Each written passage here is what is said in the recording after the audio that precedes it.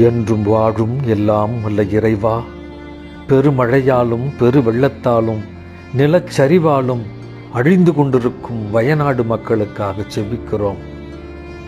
உயிரையும் உறவுகளையும் உடைமைகளையும் இழந்து நிர்கதியாய் நிற்கும் இம்மக்கள் மீது உமது பேர் இரக்கம் இறங்குவதாக.